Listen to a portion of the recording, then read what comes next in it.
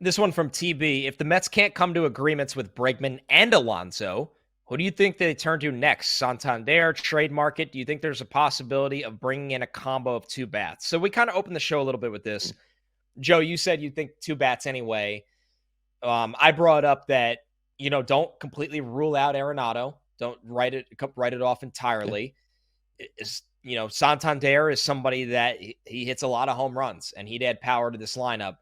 Do you think there's anything else, Joe? And by the way, I align with you. I would be really surprised if one of Bregman or Pete is not a Met, and I would be very surprised if it's not Pete at this point, especially with the qualifying offer cost of Bregman. But yeah, the Mets would be very aggressive, I think, if they didn't get one of these guys. I feel pretty confident it will not be Alonso and Bregman. I don't think that's in the cards. Shock. Yeah, I don't think the Mets want to just make Mark Vientos a DH, and I know that'll drive some people crazy, but I don't think that's something that they particularly want to do at this time.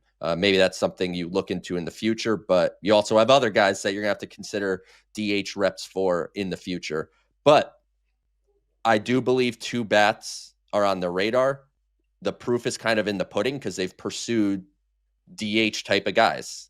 Anthony Santander, to me, he's basically a DH at this stage. His defense is well below average, and he would be in a corner, and then you'd have to shift Brandon Nimmo back to center, and that would not be a good defensive outfield, and that goes against Stearns' beliefs. Bingo. It goes against what everything Stearns believes. But if you can add 40, I don't think Santander will probably hit 40 home runs again, but let's just call it a 30 to 35 home run bat as your designated hitter. That's an enticing option. And one thing that stands out from their pursuit of Teoscar Hernandez is I always thought the Mets were going to be avoiding signing two qualifying offer free agents. They clearly don't care about that because they offered Teoscar a contract. So I think Santander has to be on the table. I think Bregman is probably I don't think Bregman's in the same situation as Alonso where he's going to have to settle for a shorter contract at some point.